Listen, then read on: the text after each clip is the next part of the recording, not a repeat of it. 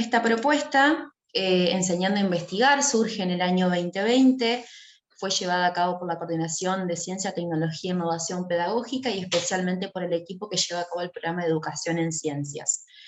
Lo que buscó la propuesta, destinada a docentes de nivel secundario, fue acompañar y dar herramientas para llevar a cabo el modelo de enseñanza por indagación en el aula,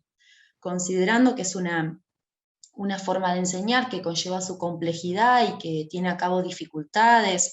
y que no hay antecedentes de capacitaciones de este tipo, es que se comenzó con la propuesta, la cual tuvo ciertos objetivos. Entre ellos, promover en las aulas la indagación como estrategia vertebradora de la enseñanza, también trabajar las características básicas del modelo didáctico por indagación y cómo llevarlo a cabo en el aula, acercar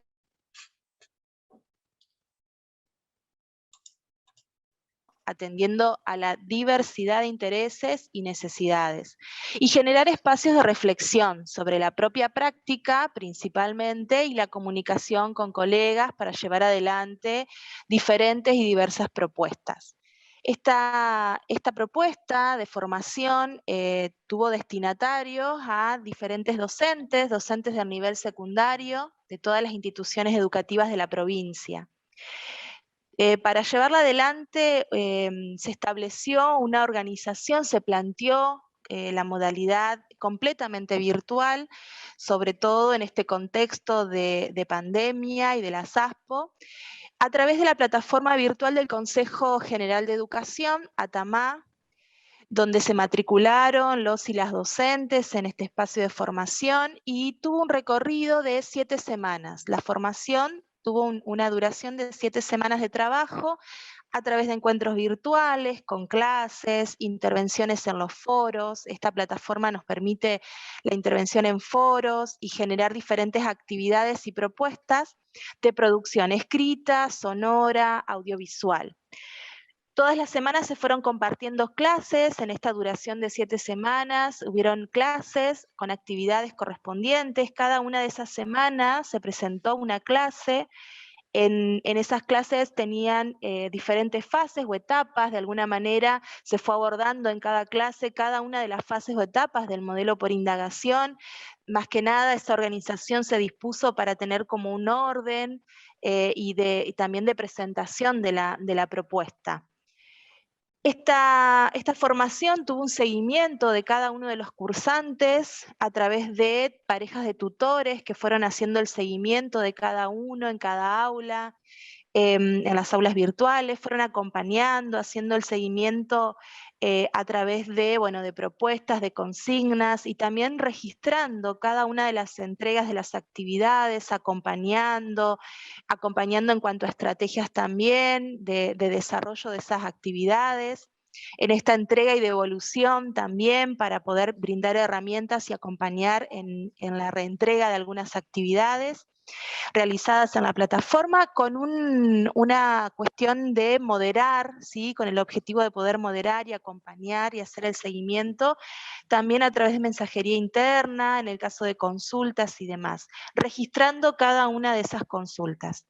Estas tutoras y tutores tenían una hoja de ruta, que es un documento donde se estructura por semana de cursado y se va haciendo y escribiendo todo el seguimiento, el paso a paso, cómo debían ingresar, de qué manera, cómo entregar la actividad, el procedimiento, también cómo ir haciendo cada una de las devoluciones y las contestaciones y propuestas para cada uno de los cursantes, indicando técnicas organizacionales y pedagógicas para avanzar en las mismas actividades. Bien, en cuanto a la evaluación de lo que fue esta capacitación, la evaluación final se trató de construir una narrativa en donde la y el cursante diseñaba un posible trabajo, una propuesta de enseñanza bajo el modelo por indagación, de acuerdo al área de interés. Esa narrativa se empezó a construir desde el momento de inicio, desde el momento cero, en donde empieza la capacitación, donde se trabaja bibliografía específica y donde se empieza a motivar en paralelo que se iba cursando la construcción de esa narrativa para que este docente llegue al final del cursado con esa narrativa avanzada y con solo la falta de un cierre. Eso por un lado en cuanto a la evaluación de los cursantes. También hubo una evaluación de la propuesta en sí, en donde se realizó al final del cursado y luego de la aprobación final, una encuesta para preguntar, para indagar un poco el nivel de satisfacción que habían tenido los cursantes y los aprendizajes que habían sentido, que habían adquirido. Eso es por un lado en cuanto a la evaluación. ¿Cómo funcionó el equipo en la interna? Además de que los tutores hacían un seguimiento de los cursantes, dentro del equipo había ciertos roles, por un lado los tutores, como ya se mencionaron, y los coordinadores que tuvieron encuentros por equipos semanales con un día fijo. Se trataba de mantener un día establecido por una organización de todo el equipo, en donde se intentaba hacer ese encuentro antes de que se publique la clase, y ese equipo hacía una puesta en común de cómo venía el cursado de cada aula, qué había que ajustar, cuáles venían siendo las dificultades, qué era lo que se tenía que llevar a cabo esa semana, cómo se iba a llevar a cabo, cómo se repartían las tareas. Esos encuentros eran muy importantes para el equipo, que eran una vez a la semana, en donde se hacían por encuentros virtuales, para acordar cómo seguir con la formación y tomar decisiones a la medida en que esa formación se iba llevando a cabo. Bueno, como cierre de la capacitación, para el equipo en sí, tuvo resultados muy positivos, el equipo se consolidó muchísimo, la propuesta en sí, el acompañamiento, la organización, el llevar a cabo la propuesta dejó muchos aprendizajes tanto para los tutores como para los coordinadores y para el programa de educación en ciencias en sí.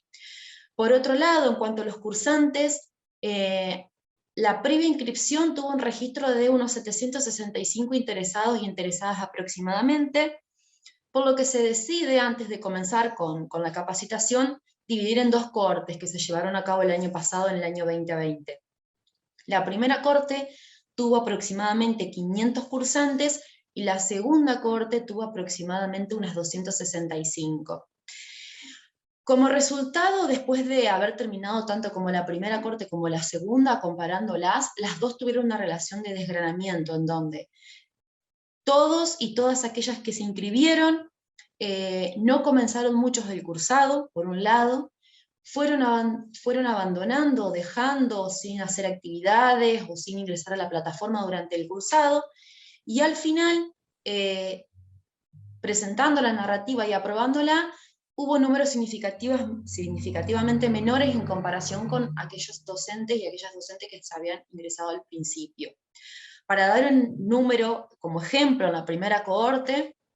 en donde ingresaron aproximadamente 500 cursantes, solo 77 presentaron la narrativa final, y de esos 77, solamente terminaron aprobadas 68 narrativas, a pesar de que hubo la posibilidad de reentrega, hubo un acompañamiento a aquellos docentes que venían con dificultades en cuanto a la escritura de la narrativa, también los tiempos fueron flexibles en cuanto a la entrega de actividades. Como ideas o como hipótesis de que por qué se habría podido presentar este desgranamiento en su momento, el equipo considera que la situación de ASPO y de enseñanza virtual que se llevó a cabo podría haber complejizado la continuidad y el seguimiento de estos docentes que se estaban adaptando al contexto de virtualidad y al contexto de aislamiento. Por otro lado, y hacia el interior del equipo, pensar que la bibliografía usada en el cursado podría haber sido muy compleja, podría haber sido también mucha. La novedad de escribir una narrativa como instrumento de evaluación final para los docentes y las docentes también podría haber sido un factor extra, ya que muchos manifestaron nunca haber realizado una narrativa y que era una novedad. Y por otro lado, haber depositado expectativas metodológicas que caracterizaban a capacitaciones anteriores y que fueron con las que arrancaron el cursado, y se fueron dando cuenta muchos cursantes que no se trataba de eso, que la propuesta actual se alejaba de esa característica metodológica,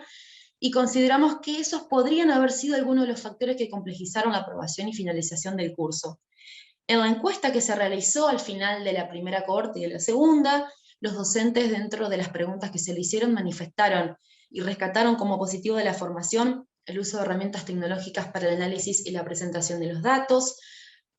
haber aprendido a proponer preguntas para favorecer la curiosidad y la investigación como posible respuesta a las preguntas, que aprendieron a cómo problematizar un contenido, cómo hacer preguntas mediadoras y pensar preguntas que generan aprendizajes, conocieron las etapas de la indagación y también valoraron muchísimo la bibliografía y las herramientas que se fueron dando. Bueno, muchísimas gracias.